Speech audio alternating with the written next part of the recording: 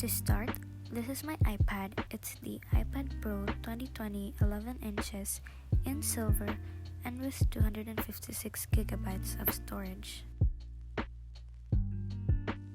I currently have this clear case on it, and I use this wooden iPad stand along with the Logitech mouse and keyboard for heavier typing work. I also use a tempered glass screen protector instead of a matte or paper-like one because I wanted to keep that crystal clear display and it doesn't really bother me when writing. At the time of filming this video, I was using this third-party stylus and so far, it has served its purpose of basic note-taking and navigating on the iPad. This is my home screen. I like it simple and I have this cute fan art of Todoroki from My Hero Academia which I found on Pinterest. I only have 3 widgets, a little calendar, the battery percentage, and a place for reminders.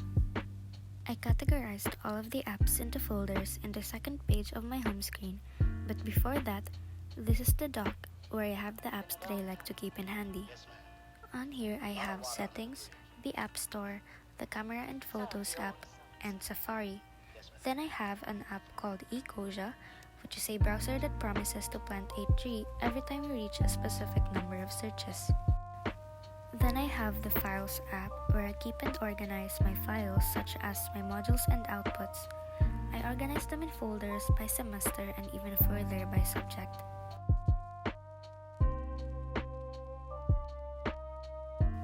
And lastly, GoodNotes 5, which is the note-taking app that I use. Much like the Files app, I organize my notebooks into folders by semester and by subject. This app has a lot of options when it comes to paper templates as well as notebook covers. You can also choose from different types and thicknesses of pens and highlighters. It also has a shape tool and you can basically use any color you can imagine. Now for the folders. I arranged the apps within the folders alphabetically so it's easier to find the one that I need.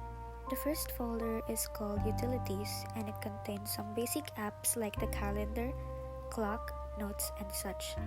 In here, I also have Notion which I would like to integrate into my life to be more productive, but I don't really have an efficient system yet.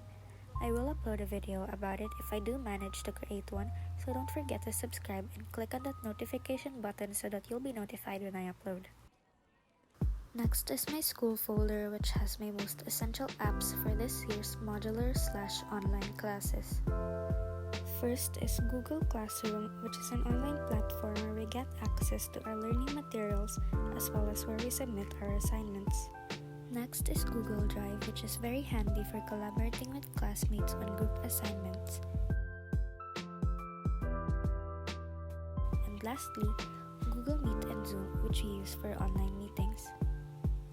The next folder I named School Tools, and in here are the apps that I use to complete my assignments and outputs.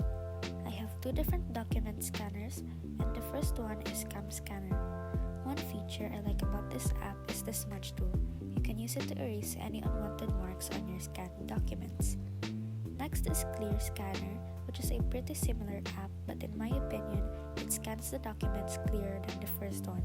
Next, I have a couple of Office apps that I use for typing out my assignments. I also have a shortcut for the browser version of Microsoft Word because at the time of filming, I didn't have a subscription yet. The next folder is Photo and Video.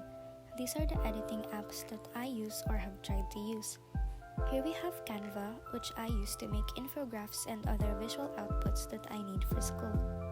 There's also GarageBand, which is technically for audio and not photo or video, but I put it in here anyway.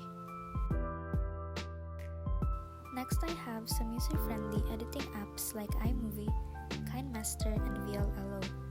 I also installed LumaFusion, which is a more advanced editing software that I'm starting to learn and use because it has a lot of features that are missing on the aforementioned editing apps.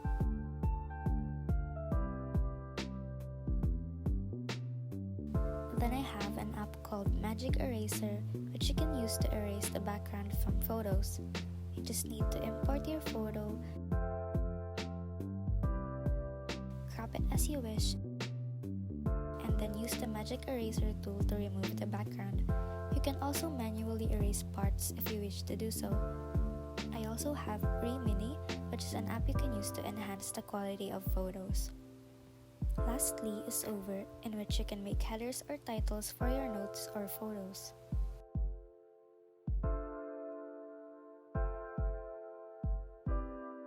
The next folder is for creativity. In here are pretty much just different drawing apps, but I personally prefer Procreate because it has all the features that you would look for in an app like this. Next is a folder for the default apps that came pre-installed on the iPad. I don't really use them all that much, so it's nice to just have them neatly tucked away in their own folder.